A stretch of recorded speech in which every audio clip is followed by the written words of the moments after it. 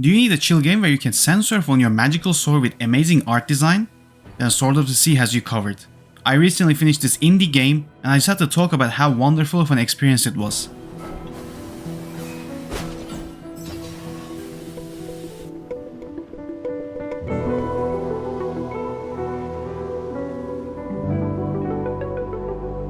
Sword of the Sea is an adventure indie game developed by Giant Squid. If you don't know, Giant Squid has made games such as Abzû and The Pathless. The founder of the studio, Matt Nawa, was the art director for the PS3 games Flower and the legendary Journey. So you can imagine what kind of a game Sword of the Sea will be. Journey was absolutely brilliant with an amazing art design and direction. It is still without a doubt one of the best indie games out there. The fluid movement of the controls made Journey so satisfying to play. I will always have fond memories of that game. So when I saw Sword of the Sea was being developed by Giant Squid, I knew what I was getting myself into and I couldn't be happier.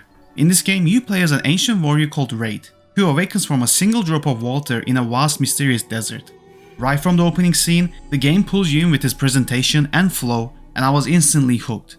Gameplay wise, it borrows inspiration from Journey but takes the formula to new heights. At its core, Sword of the Sea is basically a blend of skateboarding and surfing mechanics with exploration. Instead of riding a board, you ride your enhanced sword, using it to hover over sand dunes, glide across snowy plains, and surf lava-filled caverns. It's a unique mechanic that feels innovative right away, and it only gets more fun as the game layers on new challenges and abilities. Along the way, you can collect tetra, which are these gold triangle looking things. Basically, it's your currency. The more you collect them, the more you can give it to the vendors. This way you can unlock more skills like triple jumping, pulling off sick moves while in the air, boosting yourself and more that will make the gameplay even better to play.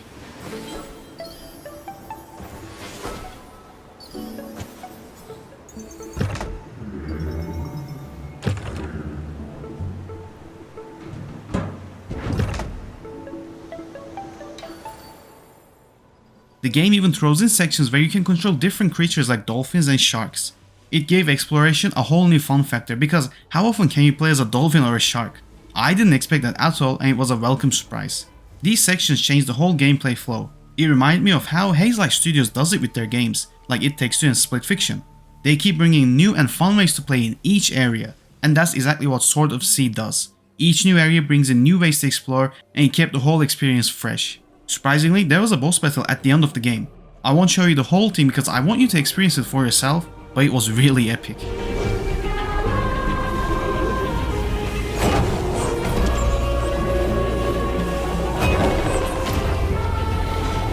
The game made you feel like a badass in a fast-paced boss battle and made you throw everything you learned at the monster.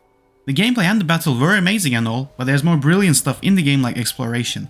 Exploring these maps was such a chill experience. I just kicked back and tried to find every tetra I could find.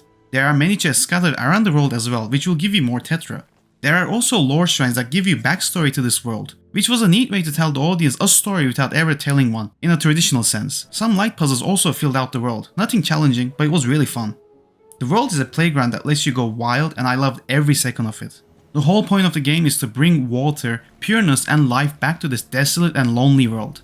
And the art design for both emptiness and the liveliness were so gorgeous to look at that I was in awe every time. Every frame of this game can be a wallpaper. This is visually the best game I've played since never. Indie games usually kill it with their art direction.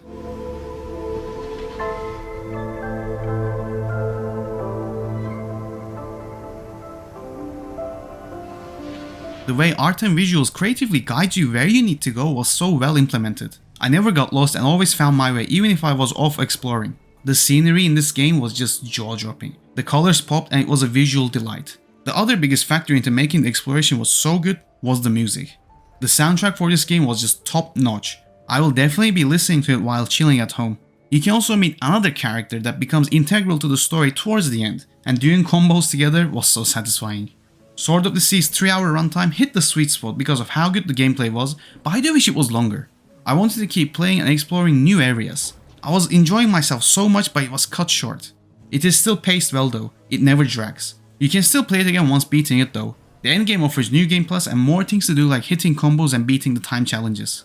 Overall, Sword of the Sea is without a doubt one of the best indie games I've played in recent years and easily one of the standout games of this year. If you have PS Plus, you can jump in for free, which is how I experienced it, but if a physical edition ever releases, I'll definitely be adding that to my collection.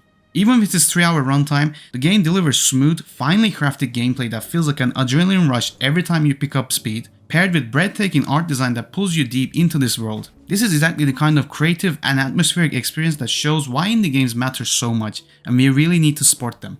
I highly recommend checking this game out, and my score for Sword of the Sea is a 9 out of 10. Let me know down below, did you play this great game? And if so, what did you think of it? As always, thanks for watching, and I'll see everyone on the next video.